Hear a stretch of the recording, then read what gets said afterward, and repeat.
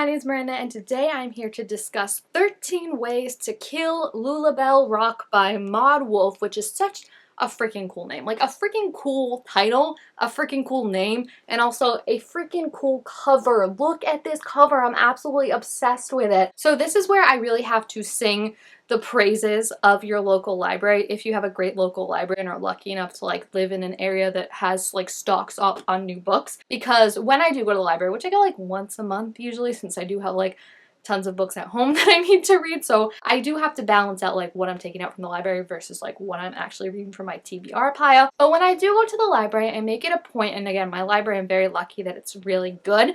They separate like new fiction books, new nonfiction books. They have a whole section for them, and then they have the YA section that's like new YA. So I make it a point every time I go there to look and see what they've got, and this is where I typically get most of my like adult non-YA reads, because I just am not like as into that verse of like things. Like I know my YA authors, I like my YA books, I know like when authors that I like are coming out. I follow a lot of like book bloggers who kind of exclusively read YA, since that is my preferred and most popular genre. So I feel like I tend to know about YA books that are coming out. Adult books, on the other hand, I don't really know unless it's like an author that I already knew who's branching out into adult. So this is a great way that I can see like books that I might not have heard of previously, and that is what happened in the case with this amazing book. It was actually on like display, like it was on one of those like hook shelf things, right, facing out, just calling to me like a siren beckoning to a sailor. So obviously the cover drew me and I had to pick it up and see what it was about, and it sounded absolutely amazing. The premise basically is this kind of future world where clones exist. They're called portraits in this case, and they're, again, like, because what isn't commodified and sold, especially to the rich and elite, they're basically a lot of elite rich people use them. So our main protagonist in this is a clone who has just been awoken, born, made by Lulabelle Rock, who is this big movie star that has a movie coming out that, according to her, is not good. It's just going to be publicly panned, and her career is probably going to take a nosedive because of it. So she wants to drum up publicity for the movie and like for her, so people will go check it out and not really care about how bad the movie is. And her idea is to have this 13th clone that she's created, our main character, go ahead and kill the other portraits, the other 12 portraits that she has. So she sets her out with like this binder against a very futuristic world. So she has like a self-driving car, which, as I say that, I'm like, oh, it's a futuristic world, it has self-driving cars. I realize we have that, but you just have to understand that it is like a futuristic world. I don't actually read a lot of sci-fi, honestly, so this was kind of a departure for me genre-wise, not even like an adult one, but sci-fi. And I feel like with sci-fi, I often like do find it hard to read sometimes, just because like the tech and all that like can just kind of get like, it's not what I'm interested in personally. So that's why I don't read it as much. But I do have to say what I liked about this one is it feels more realistic, because again, it's clones, which we all kind of have a broad understanding of, I feel like. And it's also a somewhat like, even though it's a futuristic world, like the world building itself is not really like the main part of it or any real part. Like there's little snippets as to what like the world is and like how it was built and everything and come to be, but there's not like a great thing of like, you don't even know like what the political landscape is, you don't know like who's in charge, like what everything looks like. Like it's obviously supposed to be a comparison of Bubble City, which is where they live, to Los Angeles with like the movie star and all that and the glitz and the glam. And as our main character is going through and killing all these portraits, these clones, like you get to see like the different sides of Bubble City, LA, which is obviously like what the comparison is to. So I feel like because there are so many recognizable things and like it didn't seem like very far off sci-fi of like, I'm talking like the space sci-fi where it's like anti-gravity, all these new things, and I'm like, I don't like when they wake up and it's like their food is like pre-programmed, you know, like all that stuff. That's where I lose it. But this was great for me. I really, really liked it. But yeah, the main story obviously is this clone going to kill her other clones, and it's very interesting because, like I said, she's got this binder from the original Lulabelle about the order in which she's to kill them and also what each clone was created for. And it's really, I think, brings up like a good ethical dilemma with clones, because the whole thing why she can kill the clones and no one else can is because only a creator can kill their own clones. So like Lulabelle could kill her own clones, but obviously she doesn't have the time to do all that with her, and she'll still get in trouble with like the company that makes the clones or something. So she's like, if a portrait kills a portrait, like no one's gonna really care about that because it's not technically breaking the law. So I think it's a very interesting dilemma of like that kind of idea of clones and like free will of like they're exact clones of Lulabelle, but as we see, they were all created for something different. So it's like the ethical dilemma of like, is it fair to create a clone, a essentially human being, just to like make them walk in the fashion district all day and like that's their one job, or like all they do is have an online social media presence and it's like they're just engineered for this one thing without getting to be multifaceted. Like, how is that fair? But also then it's this clone going around killing other clones and being told like it's not a bad thing, it's not an ethical, moral thing because they're just portraits, they're not real people. But then at the same time, the person that's doing this is also a clone portrait. So it's like as she starts to develop kind of more sentience and kind of free will of her own, like what does that essentially mean for what she's doing to these people when people are saying like they don't exist. It doesn't really matter, you know, like what happens to them, when it's like she knows what they're feeling because she knows that she as a portrait is thinking and feeling. So the dilemma and the journey that she goes on is very interesting because I feel like you see that kind of a lot of times from like a human's point of view of being like, oh, like what does it mean to like care for a clone or like care for someone that we were told is not human, right? But then like you start to develop like feelings for it, care for it and stuff like that. I think that's something I've seen before. I've never really seen the story of like the clone itself relating to other clones. And I think what was really cool was not only seeing like every difference that they were all made for, because like I said, they're made for just like, it shows the extravagance one, right? To be like, you can do this kind of scientific thing that no one can imagine and make clones, and it's like you've made now 13 of them, but literally like, again, some of them she told one to go get lunch because she was busy and she couldn't do her lunch plans that day. So like, how is that morally fair to like, yeah, in your mind it's a clone, but like it's still like someone with thoughts and feelings that like is just out there kind of, I mean, she's the first clone we meet outside of our main one, and she's just kind of wandering, looking lost, like has lost all purpose, and it's like, how is that fair? You know, we see one clone that is kind of like the suburban housewife mom. We see another clone who's the artist. She is just like one who, because Lulabelle doesn't have time to do much of everything else and she's working and is a movie star and all that, like there's one who specifically is like just made to see if Lulabelle is good at any kind of art. So she sews, she plays the piano, she paints, like that's just what her entire day is. And through this, and as we journey through each and every one, we kind of start to see how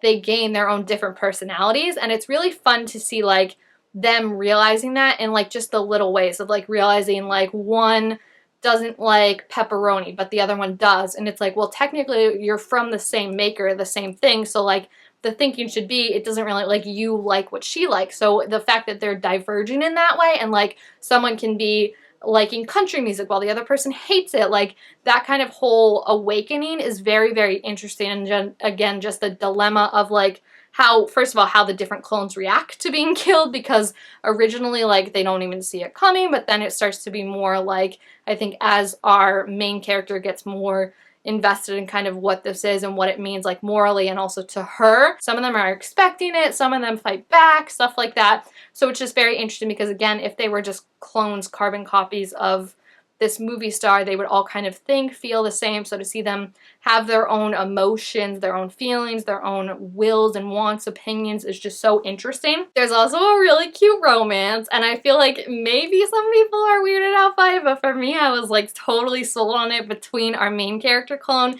and another clone. So what's really cool about this is that each chapter is divided by a tarot card.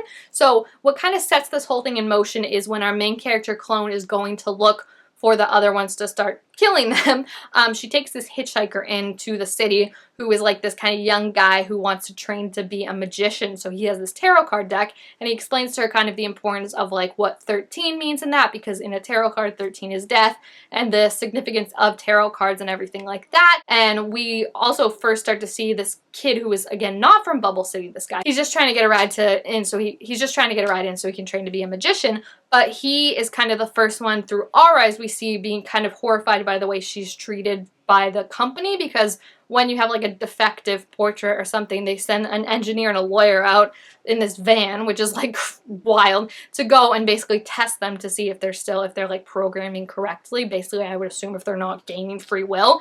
And they're just kind of talking about her like she's not even there, and he's the first one to be like, wait, why are you doing this? Like, she's a person, like you're treating her so wrong. And that kind of, I think, sets the tone for the rest of it, which is really nice, because it's kind of like, it's not even like our main character yet realizing that like being treated like you're a lesser person because you're a clone, and like people thinking you don't deserve like human dignity and stuff like that. Like that kind of already plants that seed in your head through the hitchhiker's eyes of like, oh, this is not normal behavior to everyone, and like this is kind of like the life of luxury to not only have a clone, have 13 clones that have like so insignificant roles in some places, and then just decide one day that like they're gonna die, you know, just to have that at the drop of a hat. I think it's just, it's an entertaining story, and it absolutely needs to be adapted into a movie or TV show like now. It is so fast paced, and just the idea of like zooming around from clone to clone, and then our main character kind of developing, I wouldn't say a conscience, but just like kind of awareness of like what this necessarily means, and how it's not as easy as just like being like, oh, it's just a thoughtless, unthinking clone that you're just taking out of their misery. Like it's actually like they've got their own lives, a lot of them, they've got the things they love, and then the relationship between her and the clone that she falls in love with is absolutely beautiful. I love it so much, and I think it's just kind of one of those things of seeing someone fall in love for the first time, but also someone who's discovering what love is for the first time, and I think that's just really beautiful to watch, and the way that they support each other throughout the novel is really, really sweet, and I really loved it. Get Florence Pugh on the line immediately because she needs to be in this. The role would just be amazing of like, it's like all these different people played by the same person, but like completely different personalities, roles. Like it's just so cool. I saw some people online compared to Orphan Black, which I never watched that show, but I do think if you like that of like kind of a similar person, but so many different characters and personalities that you see in it, of like someone who's again a homemaker, a mother, someone who's literally just an artist, like that's all day every day they create, and that's like their purpose, and they get to do all kinds of different things, and it's really cool to see. We've got someone who's literally their job is just to party all night, like never sleep, party all the time. They've got someone who is just the online social media presence. They've got people who are there just to be like secretaries or answer fan mail. Like it just makes you wonder of like all these different parts of yourself that I think some people would be like, yeah, I'd make a clone for that to be in 2 places at once, but then like how far do you take it? Because it's like, it's easy when you're just like, oh, I can just make a clone, right? But it's like, is it really fair to be like, I'm gonna make a clone because I can't make these brunch plans? Like, is that fair to the clone to just make that for their creation, and then on top of that be like, yeah, I'm gonna kill them now? So it was just so amazing. Like I really loved it. And then the big twist at the end, which I literally was gasping at, was finding out that the Lulabelle who had awoken our main character and directed her to kill all the portraits because, you know, she wants the publicity, she wants to be the only one, she herself is a portrait, and we find out the real Lulabelle is sick and basically dying in the hospital, and the one that we've been talking to this whole time is a portrait who has kind of been engineering this thing. I do think the ending is very, very smart, because the way it originally ends is they're gonna go kill the portrait Lulabelle. I think at that time there's 3 left. There's the artist, who is the love interest, there's our main character, and then there's a Lulabelle who we thought was real, but we find out was actually a clone. So those 3 are left. The plan at the end basically is that our main character decides she's gonna kill the Lulabelle, and then the artist, the one that she loves, is gonna replace her, and she'll be the only Lulabelle left. Like she's the best of all of them is what she says. So she decides that that's what's gonna happen, and I was like, that's a terrible ending. And thankfully the author agreed with me, because the artist, her love interest, is like, no, like that's dumb. Like you're like, the whole thing is because she's the 13th card, she thinks she's death. Like death is just like inevitable for her in one way or another, whether she kills all these people or she herself dies. But the artist, her love interest, is like, no, that's not happening. Like you're so obsessed with it, and you think that's like all you've been programmed or made to do, but it's not really it. So thankfully she convinces her that they're just gonna run away, and that kind of has a connection to her of realizing like there is a realness to like, even if you are a clone or you came from someone, like the journey she's been on and the things she's experienced, like no other portrait or the real Lulabelle has experienced that, and there are things that the portraits and the real Lulabelle have experienced that she doesn't know either, so that means she is her own person. So they decide to run away, and it's really nice because they do have this moment with the Lulabelle who is pretending to be the real one, the clone, and it's kind of a moment where she's like, you know what, like I'll just pretend that like you guys disappeared, no one has to know. And I think it's just a nice full circle moment of everyone realizing that like there's no necessarily bad guy in this, right? Because I originally thought like, oh, the Lulabelle who's portraying herself as the real one but is actually a clone has been masquerading, masterminding all this. But it really is that you find out like there's this whole thing of her agent, her real, like the real one's agent, wants her basically to live forever, to like carry on and be the product Lulabelle. So he wants to extract more DNA from her and make more clones. So in doing this, the fake Lulabelle is kind of ensuring that there can be no other Lulabelle, right? And I just think that was like really cool to not have like the straightforward villain of thinking like, oh, this is the bad guy, clearly like they're trying to be the final clone or something like that. At the end of the day, they're all kind of still trying to protect their original, their Lulabelle, in their own way. And I think it was just a really fun ending because, like I said, I thought it was going to be really annoying with like them dying and replacing all the other ones, but it was just nice to see that full circle moment and them all realize that, like, you know, they are their own people and they can go make their own happy endings and they don't have to be dependent on one another. Like in the city, they're kind of all on top of each other and they're living in that world where it's very much like clones are a thing and like they're regulated and all that, but like as soon as they get out there, no one's gonna know they're a clone, you know, and like they're gonna be able to just kind of live their life.